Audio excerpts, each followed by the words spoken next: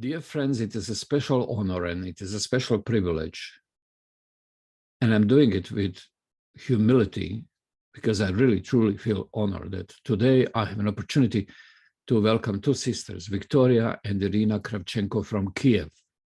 Just like myself, all of you know what is happening in the beautiful country of Ukraine, country that has been viciously attacked over a week ago by the, I don't even want to say Russians, I would rather like to say by the Putin's regime. You have been shocked, just like myself. And we are continuing to be in shock because this aggression simply grows in viciousness from one day to another. So we have been shocked because we didn't believe, most of us didn't believe that Putin was going to go that far. As I said at the beginning, I'm privileged to have Victoria and Irina Kravchenko with us. And Victoria and Irina, tell us a little bit about how did you experience the beginning of aggression on your city and on your country? You know, for some time, Russian army was surrounding our country. They began from the east, and from the beginning, we didn't expect that they will go further. And really, we just were watching this. Maybe some people could imagine that something can happen, but really a lot of people, my colleagues, my relatives, my friends, they didn't expect it, really. Like we just couldn't imagine that such thing can happen. Like maybe they were just trying maybe to frighten us or so on. But then last Thursday, just about 4 o'clock, I've heard an explosion in the morning at 4 o'clock. And I couldn't believe that, really. I was just trying to hear one more time. Maybe it was something, like something happens with cars and so on. Then I heard it one more time. And I just realized that something happened, that Putin came to our country. And my hands just began to tremble, really. All this time before this situation, before starting the war, we've had like articles in posts and posts in Facebook that just try to organize your backpacks, like just in case. Really, I didn't even think that it would happen, and I didn't do that. Maybe I was thinking like, just in case I have documents there and there. So I just was trembling. I was trying to gather my backpacks in that time because I didn't know what to expect more, and really didn't know what will be next. Really, it was unexpected. All my colleagues began to write messages in work chat and just saying like something happened near them. Yeah, they've heard also that explosions. And we just gathered our backpacks. We are living not far from our parents. They are living in a private house, so it's easier to hide there. So we've decided to go from our high building to our parents. And it was just crazy day, all this news that war began and so on, and first day we worked, yeah, but then it just we couldn't work. Yeah, really, we couldn't work all these days from Thursday, then Friday, and so on. We've heard sirens in Kiev, and all these times we had to hide ourselves in the basement. And we just were so tired, really, we didn't sleep. And it was just awful time. You are always you are always not calm. You are always nervous, stressed, and really always go into that basement so many times. And we heard that that they are strike even not in the buildings but also in people and so on, you know. So at this situation, you know, we've heard a lot about that people recommend to leave the country. And we were thinking about this, yeah, from one side, like it's very hard decision to leave the country when you have your relatives, friends, and so on. But you know, we've heard also a lot about that it could be nuclear war also. We have Chernobyl that was exploded in 86, yeah, and Chernobyl is under control of Russians. And all this time we were thinking that it can be exploded. We lived, me and my sister, we were small when it was Chernobyl. It was just awful. Before, yes, in January, in February, December, during the winter, we had the news that Russia wanted to invade.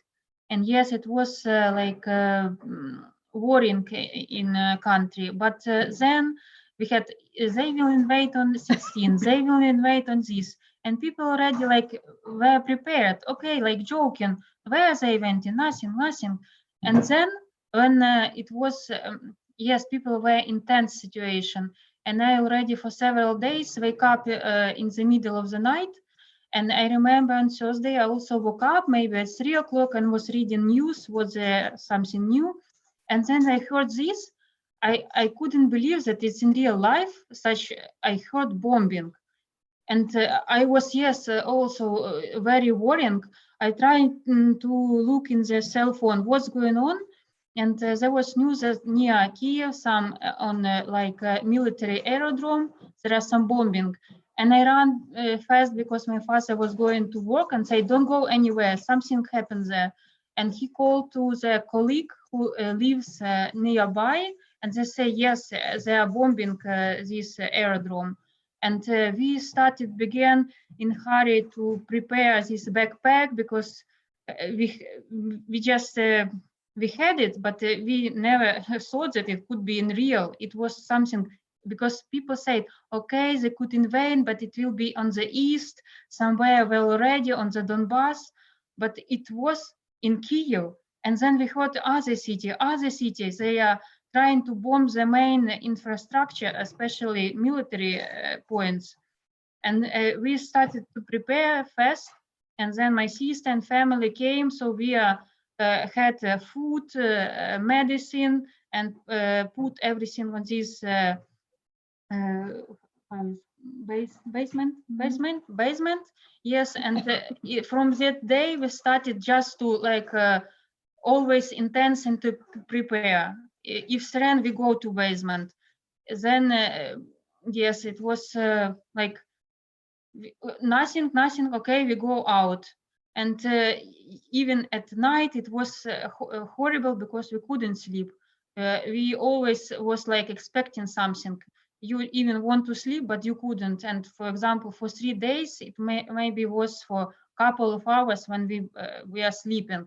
And then on Saturday, it will be more or less calm day, and just we fall down asleep because it was like tiredness. And yes, we didn't know, and it was afraid to go. We always was calling or messaging for friends, colleagues, how are you, where are you, what happening, are you living or not, are you alive? It was every day something we were asking. And on the work also, how is what plan? Nobody knows what to do.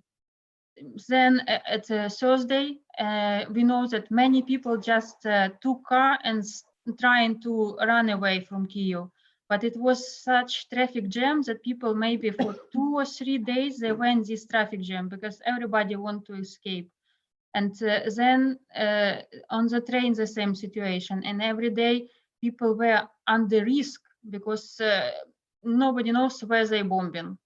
And yes, many people use cars, and in first day it's was more safe, but then they starting to strike even on cars, on buses. and people understand, and already some roads were bombing and no bridges. It was every day harder and harder to run away, and the only one way for people to escape was train. And it was a crowd of people every day. It was Ukrainians, also some other foreigners. We even didn't know that so much people there. And people just put all baggages on the train station because they couldn't get in the train. So it was, and my friends, because in Kiev, some regions they were bombing more, some less, and my friends there all the time should be in metro underground, and they had little kids, also parents who some couldn't move a lot, and they had to sleep there, and all day in metro, and people were there, and it was like, how is possible? And we couldn't believe that they are striking not just military things, but our hospital, school, university. It's just building, nothing who is could be a danger for them. They're striking everything. And there's some cities just now no cities.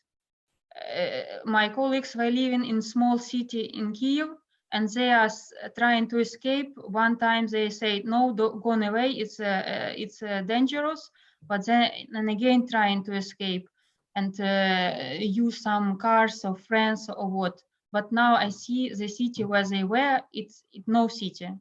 Everything is bombed. I couldn't believe it's real life. It's just you don't have a logical in your head that it's possible. You know that there are some evil people who want to grab, who want to kill, but in such way, it's such madness. Nobody could believe it. I personally did not believe that Putin would go that far, and I think many people didn't believe it. Not only in your country but also around the world. And they were just thinking that he was bluffing, trying to scare you, all of you. And the whole thing created a shock for all of us, because it is so extreme, it's so radical, and it's so brutal. And getting from one country to another and just to occupy it in the middle of Europe, it's something that we have not been seeing for the last 30 years at least. And it draws us back also to the Second World War, what was happening then, how the Hitler's Germany actually started occupying Europe and then going further. You can be assured that the empathies and prayers of many people are with you, because this is not, if any war is just, this is not a just war. This is a wicked aggression. But you don't need to tell me where you are or anything like this, but you felt at the end that you needed to leave Kiev. So you are in a different place now. Yes, it was a very hard decision because, for example, for parents, how is it? It's their home, houses, and they know everything will be, and yes, people didn't believe, like, okay, they will stop shooting, everything will be okay, they will have negotiation, but we see that he doesn't think like we normal people. There is impossible to have negotiation with terrorists because our mind is different, our values is different, and he is just mad person. And yes, we at first it was shocking for us, and we felt more safe at home because we could hide, and we are afraid to go out. But then, yes, our friend, he insists that you need to go because it's not safe, it will be worse. Believe me, they will be more evil, and you need to, it's not okay just to hide. So after some days, we decided that we need to leave, and it was like a more or less calm day when we found, because we were ready that if we need to leave, it wouldn't be easy, because we need to get somehow to the railway station, to get to the train, go somewhere. We just were ready that it could take several days, and we are worrying because not everybody could handle this. Little kid or mom, okay, we are young, for us it's more or less easy, but if you have some problem with health, I was worried for this. But I know it was such like miracle that for us it was more easy. We are praying, at all step. It was okay, let's pray now that everything will be okay, and we are praying for our friends who will know they are going somewhere also with old parents. And yes, we decided, and now we are in safe place, but we are reading and we are worrying about everything, because we see how people are there without. When we were living in Kiev, we saw this big clue to the store where people wanted to buy bread or some food, because it was collapse. Yes, how driver, logistics, suppliers, how they could give food if there is war, and people didn't have food. It was like in the movie when people wanted to buy something to eat. It was yes, very stressful. It seems that faith in God plays a crucial part in the ways how you are handling this huge crisis. How does, what's the role of faith in God in your life at this time? How does it help you? I believe that God controls everything. And everything is, when we are praying to Him, everything is happening according to His will. And in this situation, when we're thinking to leave the country, to live in the safe place, or to stay in Kiev, or to go to another city, we were thinking, and we didn't know what to do, because really it was very dangerous to leave the place where we were living, because we needed to go to the railway station, and they could be striking, and also we were afraid of striking maybe when we were going in the train. But as for me, I began to pray and to ask God, show us what to do. Should we go or should we stay? Even my husband, he said, like, don't go, where you will go, they could strike, and so on, and also the same father. But God answered me very clearly, yes, that I should go, and I should save my daughter, because really it was very dangerous situation anyway. And we decided to do that, and we left. But as my sister said, we were praying at every step, just every step, and God opened the doors, in miracle way. Yes, we just, when we went to the rail station, like when we went from our place of living, we just came to the road. We were going to call the taxi, but it didn't come. So we decided to use the public transport. So the trolley bus just came when we came. Then we went to the metro. Metro didn't go. We called the taxi, and thanks God it came. Then we came to the railway station. As my sister said, it was just overcrowded, and we just didn't believe that we could get in that train, really. But when we were going to the train, we went to the last wagon.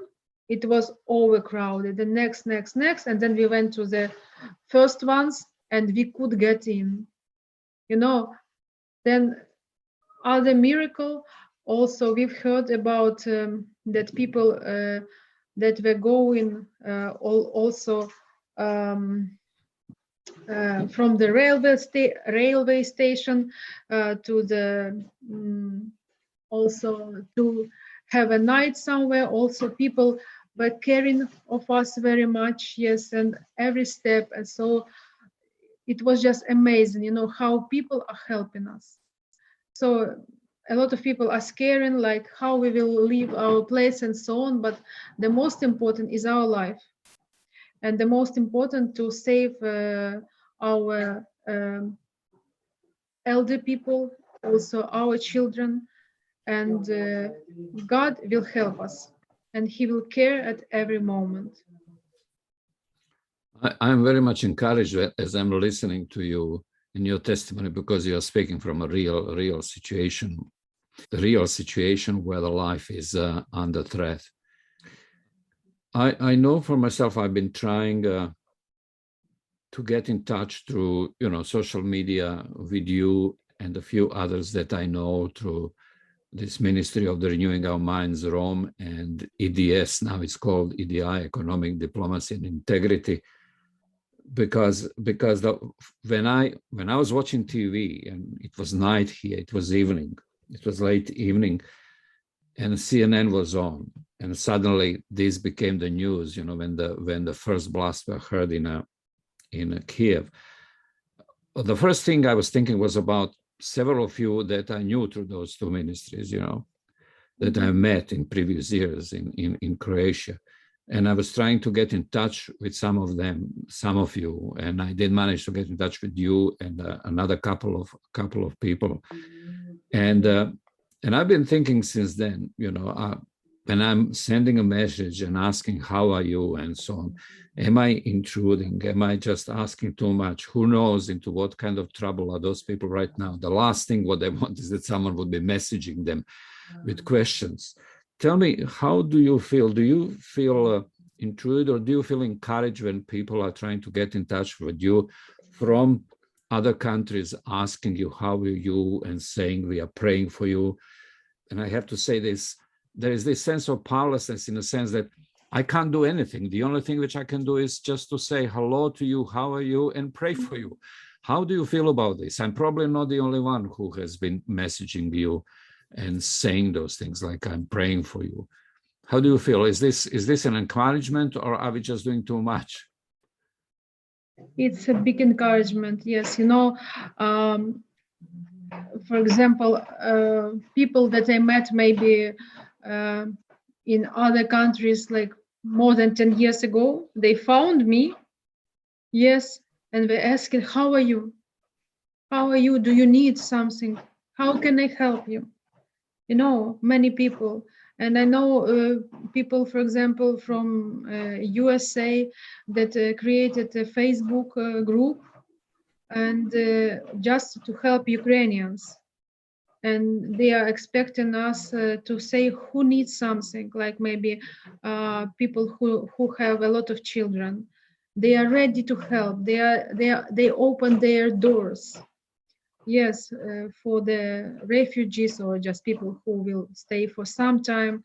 It's very encouraging, especially, when we are Christians. It's a really very encouraging, and, it shows that we are really brothers and sisters. Really, yes. And I know from other people how other countries, when people come to that countries, how they help. Yes. As, for example, Poland, I've seen prayer requests from them that they are very exhausted. Really, they are very exhausted, but they are helping people. Also, people in the west part of Ukraine, they also are helping so much. They do not sleep maybe nights, and they are preparing something, food, places to sleep, just to help brothers and sisters, not only Christians, but also really their attitude like brothers and sisters. Thank you. This is encouraging for me. This is encouraging for me, because I know for myself, and I know the other people too, that we are genuinely concerned about all of you. Although we feel powerless, in a sense, we can't do much, apart from praying and maybe creating some networks and connecting together and see what we can do, which some of us are doing, and through some of our friends that have been meeting over the years through our programs. I know there is lots of going on at this moment also in Romania, especially through our people who have been coming to Rome and EDI. There are very much involved in on their side there, helping, and on other levels too. Towards the end, let me just ask you, is there anything that I've forgotten to ask you and that you think it's important to share, and yet I did not ask you? I think the most important that that we've shared our experience here there, and how God led us. It's the most important. So I think yes, we've touched very important topics. I just remembered our president. I wanted to add about him. That when there were elections, we had a very big percentage who vote for Volodymyr Zelensky.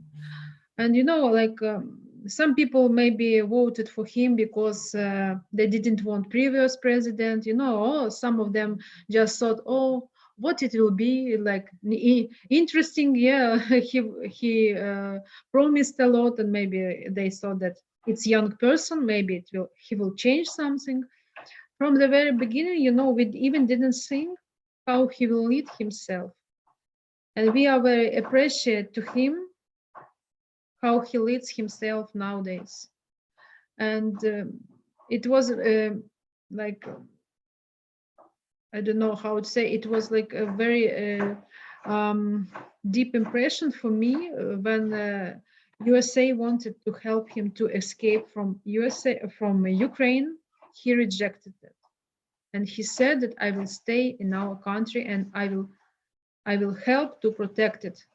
And other thing that very important for me, that he from the beginning he didn't talk about prayer, about God, but then after several days of war, he asked leaders of churches to pray. It's very important for me and for Christians here that president asks for prayer. And I know a lot of people who maybe I don't know if they prayed before, but even at my work, we have a work chat. My chief, she offered to pray. At some moment, she heard about that Francisc from Italy, Pope, he asked to pray at some moment, and she offered all together to pray. It was very important for me that people, they are just, they don't know what to believe in but God, because only God can help in this situation against this enemy, because enemy is under control of Satan. So really only prayer can help in this situation. Of course, people should help, in the war, maybe to dig the ground, helping each other. But the most thing is turn their eyes to God. And I see that from messages from Facebook, that more people turn their eyes to God. So may God help our country to stand on knees and to ask Him to receive their prayer, to repent, and I believe that He will deliver us from that. Thank you. Thank you very much, both of you, Victoria and Irina. And maybe this is a good point to conclude our conversation this time, to conclude it on faith, because we all may easily become desperate, believing that evil is so strong and powerful and nothing can stand up to it. But I definitely agree with you that prayers and praying and surrendering to God plays a crucial part at this time in the lives of people, and that God can turn this situation in the ways that we cannot even dream of at this time. And I'm encouraged by your also appraisal and message about your president, because as we are observing him from outside, I can definitely say that in the last week or so, this man has stood up as an example of what a true leader looks like. Mm-hmm. At least that's how I see him. So thank you again. We will continue to pray Thank you. And as much as we can, we will be in touch with you, trying to be encouraging to you in whatever way we can. Thank you. Thank you. God bless you.